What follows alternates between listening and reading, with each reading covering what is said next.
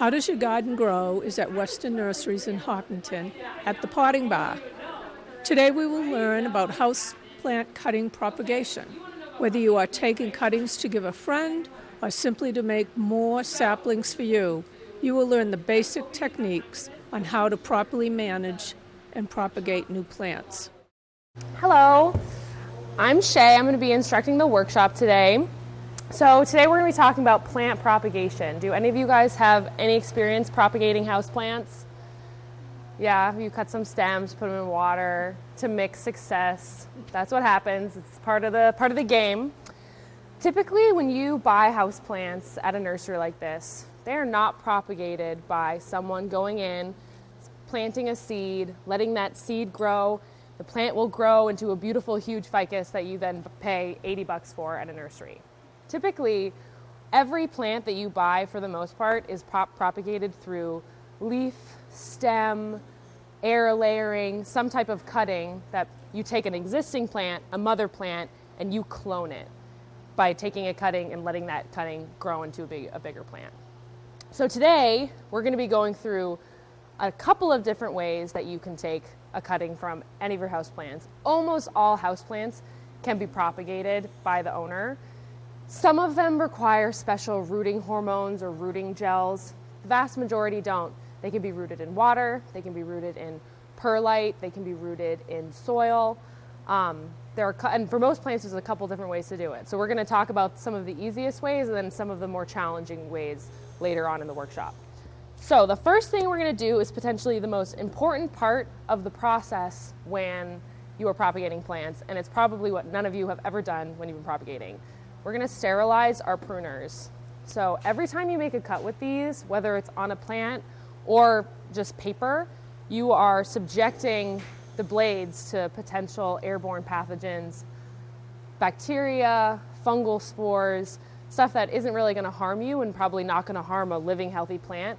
But as soon as you cut and tear that vascular tissue of that plant, exposing it to that bacteria, exposing it to that fungus, you can cause a lot of problems that way. When a plant is cut, it is a wound, the same way that we are wounded when we are cut. It's an opening for the plant to be injured. So the most important part about propagating is making sure you're working with sterile equipment.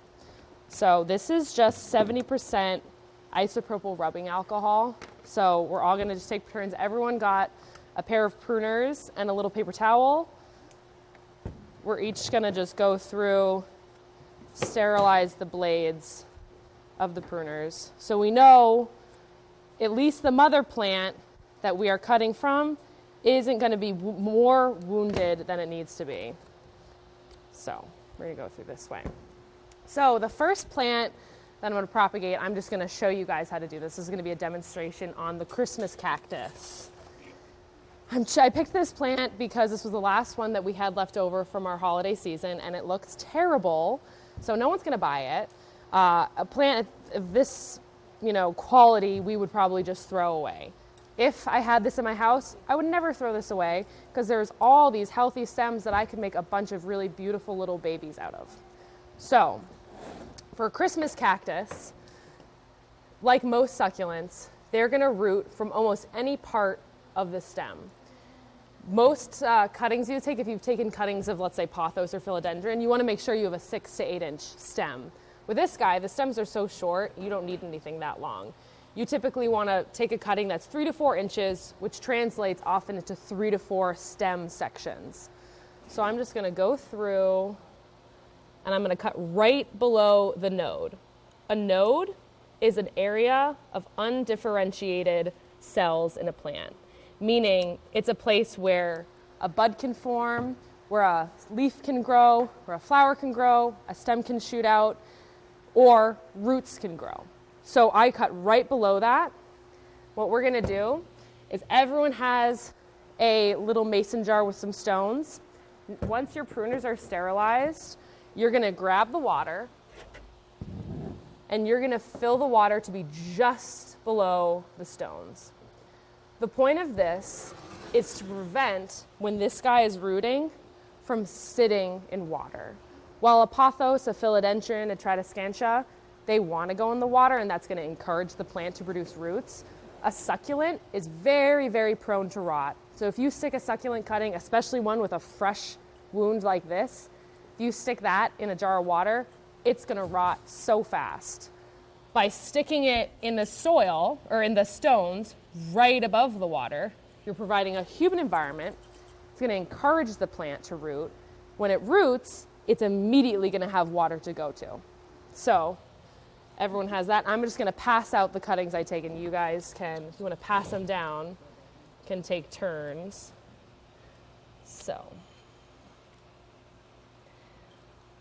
with all of these, I'm just going to caution everyone from getting too excited about any particular propagation that they're taking home today.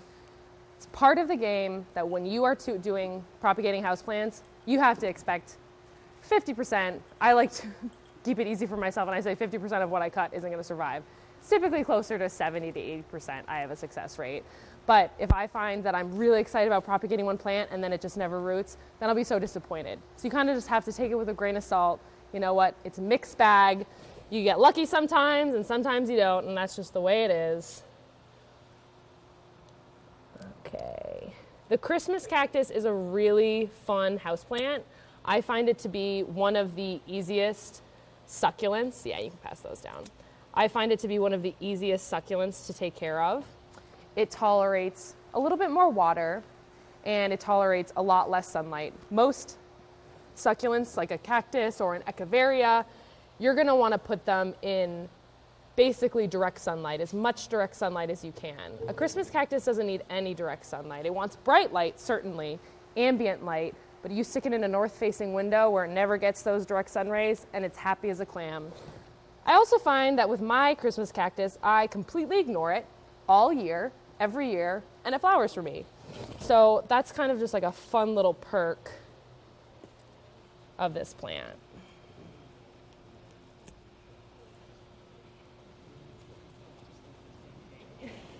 Okay. Does everyone have one? Okay, perfect. Okay. Does anyone have any questions about the Christmas cactus? Have any of you guys grown this plant, struggled with it, interested in it? Yep. So mixed results. Some of them rot pretty quickly, and I saw somebody take just the very top piece. So I do a lot of that. Most of them don't take the bigger pieces. They tend to do better. Yep. And what a lot of people say, and what I have found isn't necessary, but it's typically the cautious approach.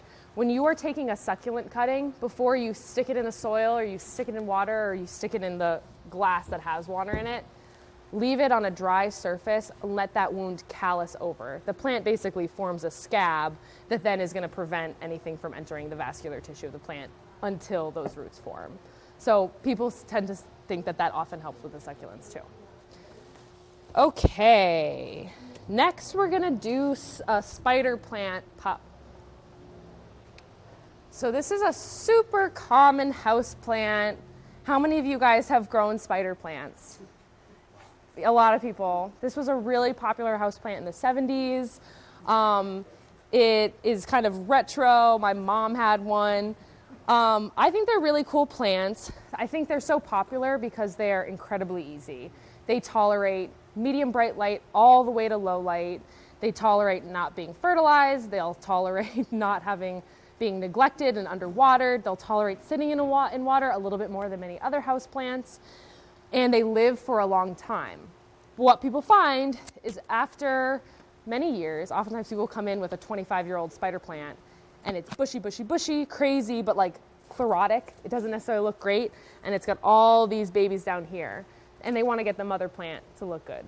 Ultimately, these plants do have a life expectancy. Many houseplants have life expectancies. There are certain plants we sell in here that really only live for 5 to 10 years before they die. So unless you take cuttings and propagate it, you can never really treat that plant like a family heirloom. With a spider plant, it's in its nature to give all of its life to its children, like many of the parents here, I'm sure, would agree. It drains its resources in order to produce these pups. So you're never really hoping at a certain point to keep the mother plant looking fabulous and full and lush. You want to be consistently potting up these spider plants, making the babies so that they can grow in and kind of take the place of the mother plant. So what we have here are stems of various sizes, or little pups of various sizes. What I'm going to have everyone do is go through, find a pup that they like, and you're going to cut it right off at the base. These plants want to root. They are expecting to root. They're growing out of this mother. Some of them have already started growing roots, looking for a place where they can just dig their roots right into the ground. Propagating spider plant pups is so easy because the pups want to root so much. So I've actually never not had a spider plant pup not root for me. So I'm going to go through and I'm going to pick one. I'll do this one. I can see it's starting to produce some roots right here. I'm going to take a cut. I'm just going to cut the stem. It's like an umbilical cord attaching it to the mother. And you're just going to take the cut right there. Move this down. And we're going to be sticking them into these little pots of soil. Before, and if you want to get started, you can start taking your cutting. Before you pot it, I think it's in the best interest of the plant to fertilize a little bit. Typically, right after transplanting or propagating, you're not looking to fertilize a plant. You're looking just to promote root growth so then it can grow a healthy set of roots so then it can take in that fertilizer. With a spider plant, because it's going to root so quickly, I'm putting a starter fertilizer right in the soil. It's going to use it. It's going to grow much quicker and be much happier in this little pot if it's got a little bit of food. The starter fertilizer we're going to use is Biotone. This is my favorite product that we sell that's not a plant. I find it works so well. I use it for my trees, shrubs, perennials, anything outside, anything inside that's potted up. It's a starter fertilizer, so it has phosphorus, nitrogen, and potassium, which are the three most important nutrients that plants need. But it also has a mycorrhizae fungi. That is a native fungus to our area of the world that lives in all of our soils. Oftentimes when you see mushrooms coming up in your yards, a lot of times people don't like that. It's a sign that you have a really healthy soil system in there with a mycorrhizae fungi, which forms a symbiotic relationship with the roots of our native plants. The mycelial network of the fungus grows in the soil, it attaches to roots, and in exchange for sugar that it takes from the plants, it gives the plant nutrients that it's getting from the soil. I found that, so it obviously works very well for our outside plants, but I found it even works quite well for the inside plants, helping them to get the nutrients that are also part of the starter fertilizer in here. So what I'm going to have everyone do, now it doesn't smell great. Some people don't like it. I don't think it's too obnoxious. You're just going to sprinkle probably about half a teaspoon to a teaspoon in your pot. You're going to shake it around a little bit to mix it in there. This is going to help ensure that your spider plant really gets off to a good start. Now what I'm going to do is I'm going to stick my little spider plant, just nestle him into the soil. You don't want to plant him too deep. You never really want to plant the root crown of a plant, which is the most living area of a perennial or a house plant. It's the area that exists right above the roots. Often have any of you guys planted a plant too deep and then it died? It's because that root crown gets suffocated, smothered by all the wet soil that you then pop on top of it, and it drowns. So I like to nestle it in, honestly, no more than like 1/4 of an inch, just enough to keep it standing up straight. Then what I'm going to do, and if you would like to wait until you get home so you're not carrying wet soil, is I'm just going to water it. This activates the starter fertilizer and mycorrhizae fungi. And it also tells the plant, hey, this is a nice moist environment. You can shoot those roots out. And there's a very healthy culture for them to exist in. So I'm just going to leave this here. And then we've got our spider plant going. Now, you'll find, because I gave us the slightly larger than the mini pots, this spider plant will do quite well in here until it gets at least 3 or 4 times bigger. I would say you can wait until you really start to see roots encircling the bottom of the pot before you have to really think about putting it in a larger pot. Sure, thank you. Really differently. I take a whole bunch of cuttings, Yep. throw them in a pot of water. Yep. And Okay. then I get this huge root ball thing. And then you throw them all in a pot, in a bigger pot. Yeah. That's another way to do it too. Especially if you have a spider plant with a bunch of pups. If anyone wants to take a second cutting and put more than 1 pup in there, you can absolutely do that. What soil was supposed to use? 'Cause sometimes I think I crush it. Okay, I used the organic, just this. I had mixed some sand into it because we had run out of cactus mix. And I think generally when you are propagating a new plant and you're putting it in soil, it is generally advisable to use a well-draining mix, something that's not going to stay too heavy for too long. The benefit of propagating your spider plant that way is that then you get a really full plant ultimately, whereas it's going to take some time to get this to be a nice big plant. And you do yours in water. Most houseplants that can be grown in water can also be grown in soil. It's kind of up to you whether you want to root in soil or root in water. I always choose water for the most part because then you can see when the roots form. Otherwise, it's really challenging when you plant a plant in soil. You don't want to be watering it too much until the roots form, but then how are you supposed to tell when the roots are forming? A lot of times a quick tug is all it needs for you to be like, oh, okay, that plant's really growing in there. But I just don't like to disturb the plant so much. I like to be able to watch the roots grow in the glass. When they're nice and long and ready to go, I plant them in the soil and I know I can water that plant heavily and there's roots to take in that water. Okay, so we've done the spider plant, the Christmas cactus. Okay, so now you guys can take some of your own stem cuttings. This is probably what those of you that are familiar with propagating are most familiar with. But here on the table, we have a selection of houseplants that I found root pretty consistently well in water. We have Cirrus, Grape Ivy right here.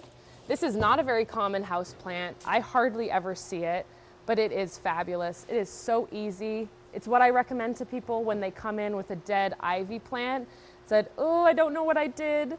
I give them this plant because it'll take drafts, it'll take being in front of forced hot air, it's up in full sun, it'll take low light, it'll tolerate being underwatered, it'll tolerate having wet soil. It's just a really easy house plant, and it roots very easily in water. We also have Tradescantia. This is often called Wandering Jew. This is another pretty straightforward houseplant. It likes bright indirect light. It likes to be watered when it's dry. It grows very quickly when it's happy, but it does require some maintenance. I found with Wandering Jews, they will get really leggy. As the plant gets really mature, all the foliar growth is at the bottom and the top of the plant. It looks like it's been shaved. What you do in that case is you give the whole plant a haircut. You're trying to promote growth to happen earlier on younger parts of or older parts of the stem. So a great way to then make use of the cuttings of the really healthy growth is to then pop those babies in water, let them root, then you have a whole nother plant, and then hopefully the mother plant will then push out some new growth to look nice and healthy. We also have a Satin Pothos. The Latin name of this plant escapes me at the moment. It's not actually a pothos. It is in the pothos and philodendron family though.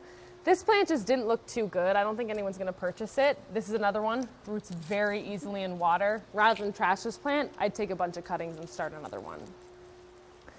We also have a Philodendron Brazil. This is one of my favorite house plants. So easy to take care of. This plant is very generous, thrives on neglect, medium to low light, medium to low water. I typically wait until my philodendrons are screaming at me before I water them, and they just do their thing. We have another Tradescantia, another Grape Ivy, and then that is a type of Tradescantia that is not purple. It's just the green variegated form. I think it's really beautiful. It's going to root the same way as the purple one, and it's going to tolerate pretty much the same settings. So what everyone can do now is they can take their freshly sterilized pruners and they can go through, and from 2 plants you can take cuttings. You want the cuttings to be at least 6 to 8 inches long, and you want them to have at least 3 or 4 sets of leaves. When you take your cutting, you want to cut right below a node. A node is an area that I was talking about before in which it contains undifferentiated cells to produce new parts of the plant. In this case, we want this to produce roots. So I'm going to take a stem here. Okay. It's got 3 or 4 leaves. Okay.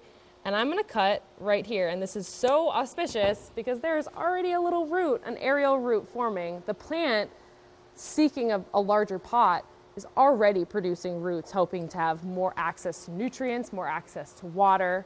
So it's very good to start cutting right below that node where a root is already forming. So if you guys want to pass that around so you can see that, I'm very glad that I picked that one. And then when you guys are ready, you can go through and you can take your cutting. What I would do on that stem is I'd remove the lowest 2 leaves probably to give myself 3 or 4 nodes that I'm placing in the water that are going to be able to root, just to increase your chances. So now everyone you can either start taking your cuttings, or you can also use the watering cans to fill the mason jars. I'd fill them right up below the rim here, the lip, with just fresh, clean hose water.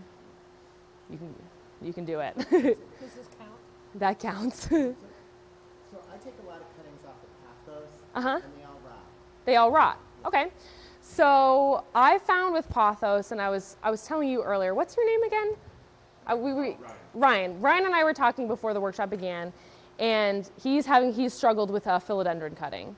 I found that there is a very large range of time that a cutting might take to root. Sometimes they're going to rot and they're not going to root at all for whatever reason. I found I have the best success when I place the plant in a bright area and in a warm area. And whenever the water gets murky, that's when it's time to change it. Pothos and philodendron ultimately can live in water, those cuttings. I've had a cutting of Pothos in water for like 2 years at this point, and I just keep refilling the water whenever it goes down, and it does its thing. So you may have found that either maybe the pruners you were using weren't sterilized, so you introduced something to the cutting that then made it rot, or it's just taking too long wherever it is. How quickly do you find that it goes south? Maybe within 2 or 3 weeks. Oh, so they turn black at the bottom, they get mucky. So a lot of times people find that when does the plant look okay? So the roots are rotting, but the plant's okay, and it's still probably producing new roots at that time that are fresh, right? So that's okay. Those roots are just going to rot. A lot of times people, when they start to see the browning of the roots, that's when they know, okay, it's time for me now to put this in soil. When you do take these cuttings and you put them in soil, you want to make sure that soil, when you're planting it, is nice and moist. To take that plant that has these roots that have only ever known an aquatic environment and then put it in dry soil, those roots are going to shrivel up so quick. So you want to make sure that the soil is nice and moist when you're putting those cuttings in. You want to let it lightly dry out before giving it water again. So feel free, take a pick of whatever you guys want. Everyone can take 2 to 3 cuttings of the plants. And let me know if you have any questions.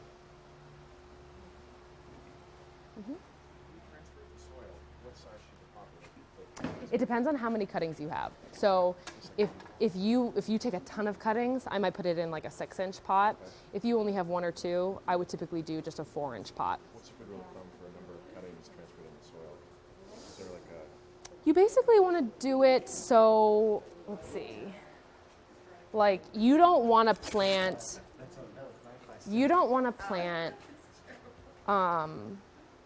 one stem in here. Ultimately, that's going to be really hard for you to figure out when you need to water. Okay. So you really want to, I would say the amount that looks good in the pot. Like if you take 55 cuttings, those obviously aren't going to fit in a 4-inch pot. They're probably not even going to fit in a 6-inch pot. They might need to fit in an 8-inch pot. But if you... Is it appropriate to put that many cuttings into one 8-inch pot? You can do that, yeah. That's when for the most part, for the houseplants that we get here, we're going to be dividing a Chinese evergreen in a bit. There's, I swear, 10 plants in there that they planted up to get it to be a 4 plant. When I take my Pothos and I put them in a pot, I put 4 or 5, and it looks horrible. Mm-hmm. It's just like this plant that's got these stringy Strings, things. yep. So it's like gross. Mm-hmm. I would always say keep it in a smaller pot, especially at the beginning when they don't have a ton of roots. They can always afford to be in the smaller rather than a larger pot, and I would up pot as you see fit. Okay. Typically, people want to over up pot their plants. We've been doing free repotting Fridays, and 90% of the people that come in with houseplants to be repotted, the plants don't need to be repotted. They need to be fertilized, they need to be watered. But you typically, most plants, especially houseplants, to a large degree like to be pot bound. And the mother spiders, my mother spider's starting to look crappy in that very hard, rooty soil. You know? Okay. Does that mean it's dying? It means that it's using all of the nutrients in the soil to produce those pups. The best way that you can prolong the life of the mother plant is to give it a good soak in the sink, maybe put some fresh soil in there so it feels like it's a little bit healthier, and then I'd fertilize it. I'd give it a good dose of fertilizer because it's giving all the nutrients from the soil to those babies. Is that the fertilizer you would recommend that we use? That is a good for transplanting. We have another fertilizer that I'd actually recommend for houseplants for just feeding. It's a liquid fertilizer.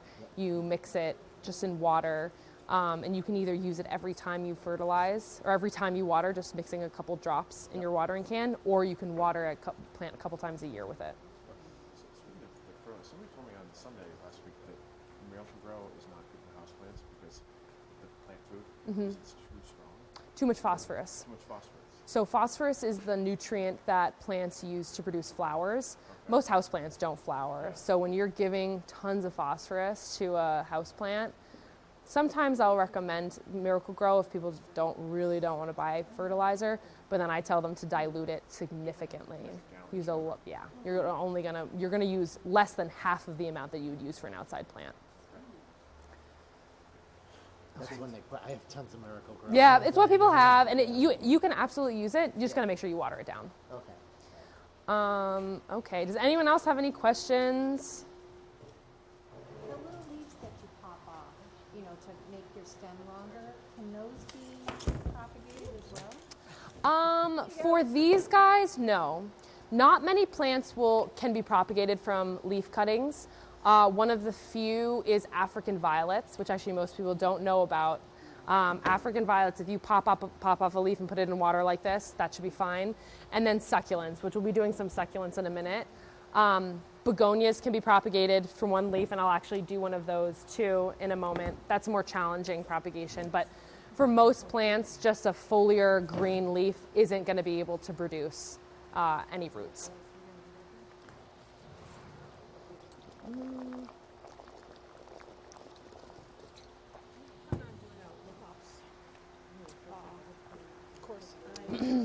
Probably not. We can never get our lithops so we overwater them, I think.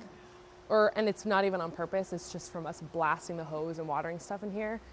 They get wet and then they rot. They need a special place. Yeah, they need a special place under a dome probably. Folks here Yeah. a couple weeks ago. So far, so good. They're doing well, okay. Yeah, I took the mix that I used and then I added in some sand. That's smart. Yeah, we found that they need to be watered less often than any other houseplant we Give 'em a little have. spritz every now and then. Yep. Which Which is a good one. yeah, just So you want to do one that has a lot of leaves that look like fairly healthy. Oh yeah, this is the one. So what I would do is I'd cut that baby right there, right below that node. at an angle. Yep. Right there. Yep. Or should get tilt the angle. The angle doesn't matter so much. Right there. There you go. Perfect. Oh, and this isn't actually the one that I thought. This is the one I thought. Okay. Oh, okay. Just kidding. You're gonna get two. So grab I would the- do it right there. Right here. Yeah, and you can see there's already that root Oh, forming. yeah. So a little lower. That's fine where you are. Yep. And if you can take both if you want. Are these in the right spot? So yes, this one it's hard to tell. You want to be going a little bit deeper. So let's pull this guy. Okay, so like this guy, that guy is probably too short. Let's do this one. I'm gonna cut this right below this leaf. That leaf, anywhere where a leaf comes out is a node. So I'll cut that there, and I might even cut it here because that has a whole nother stem coming out too. So this is definitely an area where there's undifferentiated stems or cells. Okay. So that's what I would do, Okay. and then I'd So remove it's this. not. It's not really looking at stem stuff. It's really looking at the nodes. It's really looking at the nodes. Yep. Okay. All right. Okay. Here, you want that guy? Okay. Thank you. Okay. All right. How'd you guys do over here? Feeling confident? Beautiful. I love this. I think that's so pretty. Really nice. You guys are all doing your thing. Okay. Oh, and I stole these from you. I'm sorry. This, right, that length. Yes, and I would even remove this, and I'd remove that. So just trim this off. Yep, and you can even just pull it right same here? down. Yep, So that, what's the reason for that? Just curious. to remove them. Yeah. If you put the foliage in the water, it's more likely to have the whole thing rot. Oh, okay. You really want to only put what needs to be in the water. So you want more of a clear stem. Yeah. Okay, that's Yeah. good to know. Okay. And you guys can take some more cuttings before the end if you feel like you want a little bit more. Okay. Now we're going to do some succulent cutting. So succulents are some of the easiest types of houseplants to propagate. I picked some that are looking really bad because all of them have so much potential to produce beautiful little babies. The first one I have here is Kalanchoe Mother of Thousands. Has anyone heard of this houseplant? This is the coolest houseplant ever.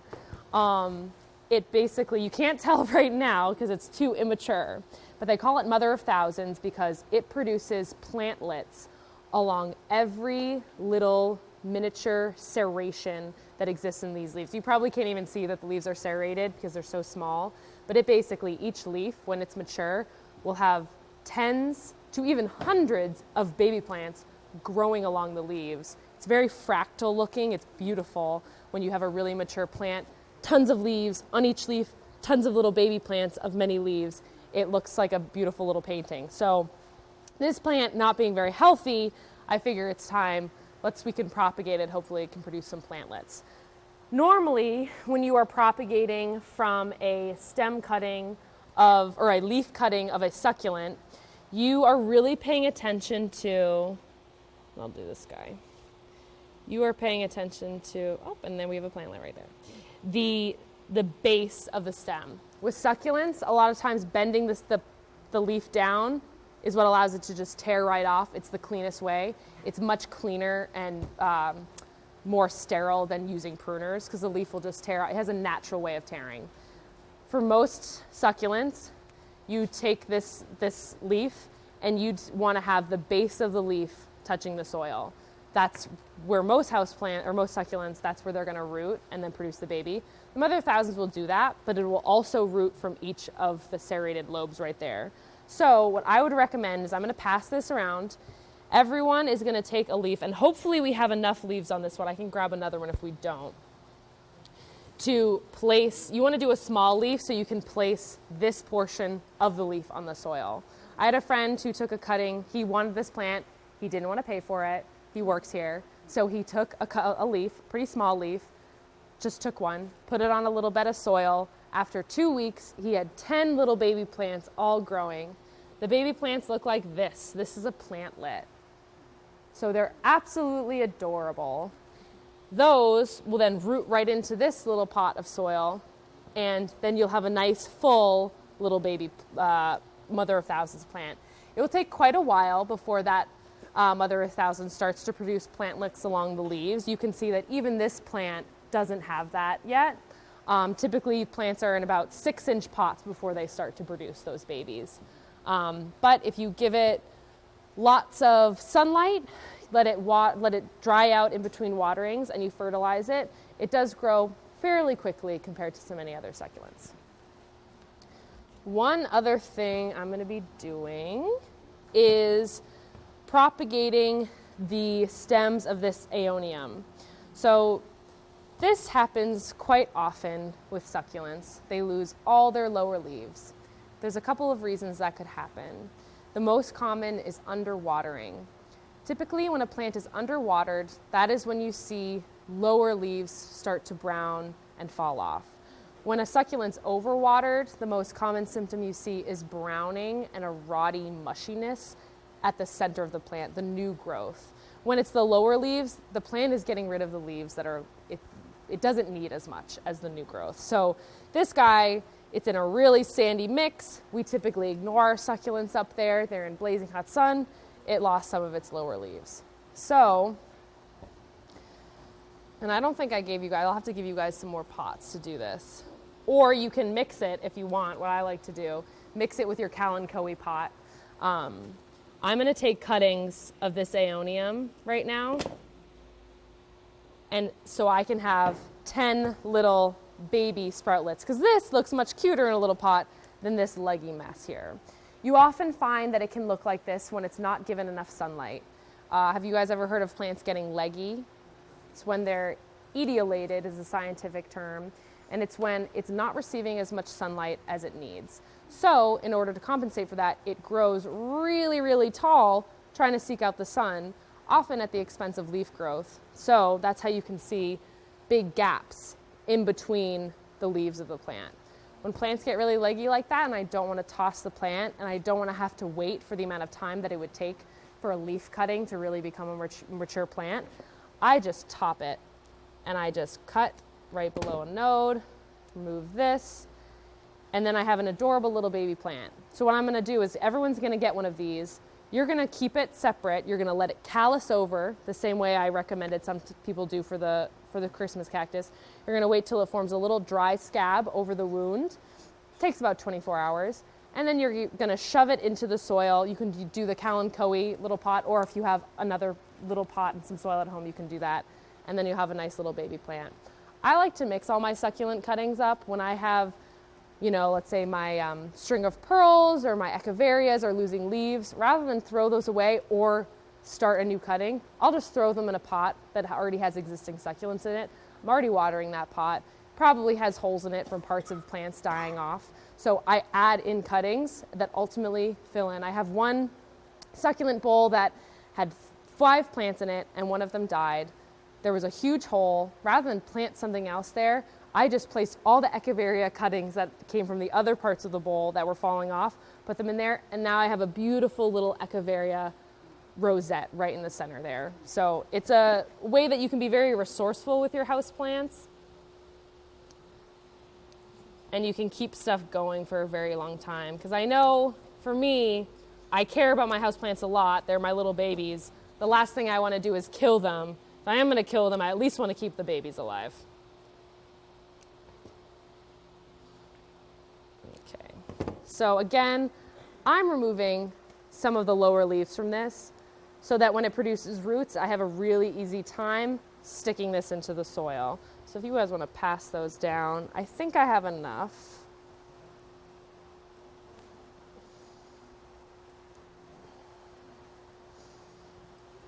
Okay.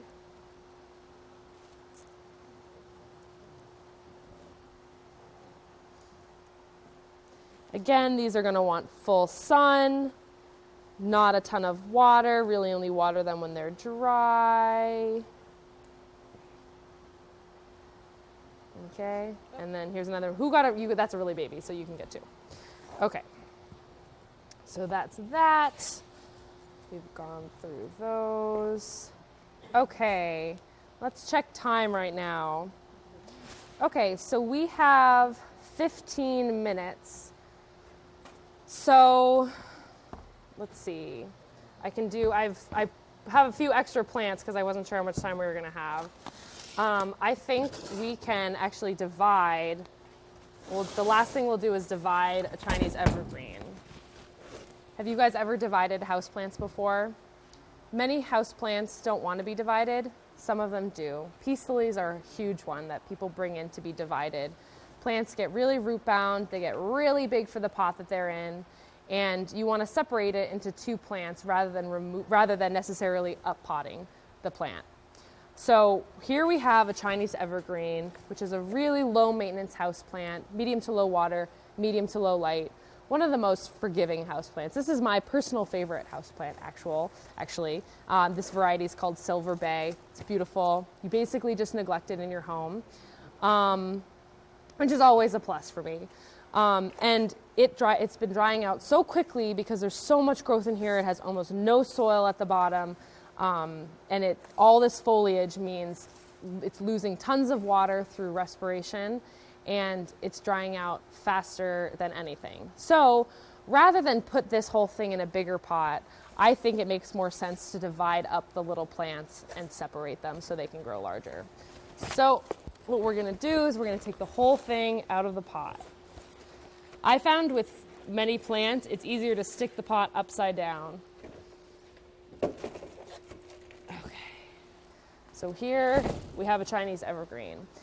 You're going to do this somewhat similarly to the way that you might divide perennials in your yard. Although for many perennials, you can really hack them and cut them in half with a shovel. Chinese evergreens and many houseplants often require a little bit more delicacy. I don't want to hack at this because I don't want to kill any part of the plant. And unlike a perennial, it's not producing a whole fresh set of leaves every single year. I want these leaves to last for a long time. So I want to stress the plant out as little as possible. Saying that, I may need to hack it back and cut it with the pruners. We're going to find out. But often I've found that you can just tear the roots very easily. Now the plant hopefully has locations where it's ready to separate. Because ultimately in the wild, this plant is growing, growing, growing, and this is multiple plants. This isn't one organism. This is multiple plants, mothers and babies all growing together, but they don't need to grow together. So, and you can see that there are some stems that have been just chopped off. They probably did this when they were propagating this plant. You can see these stems right here. I wouldn't be surprised. This is a plant that you can propagate in water with a stem like this. I wouldn't be surprised if this was a mother plant. They propagated babies from it. Okay. So I'm trying to find the natural tear almost in the plant. Okay, so we've got a pretty healthy one right here. And what I might even do is break it again. So we're gonna see, we have an adorable little baby there. This is alive. If you take care of this, this will grow into a nice big plant. You can see, so I am ultimately tearing where it meets the roots here. That's okay to have a couple of those. These roots, the smaller roots, that's really what's taking in the water and the nutrients. So, and they have their own set of roots. Because I've shocked this plant, now it's going to get right to business in producing roots. That's the first priority that this plant is going to undertake. I'm hopefully going to have enough to give you guys each one of these.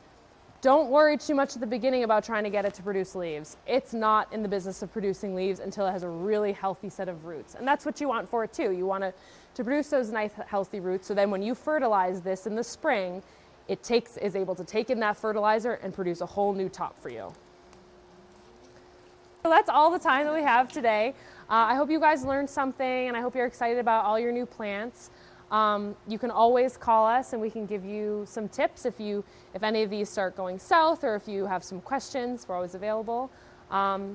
So thank you. We hope you learned something new today with Shea Maloney here at Weston Nurseries. This is Deb Moore for How Does Your Garden Grow at HCAT TV. And remember to grow a greener world every chance you get.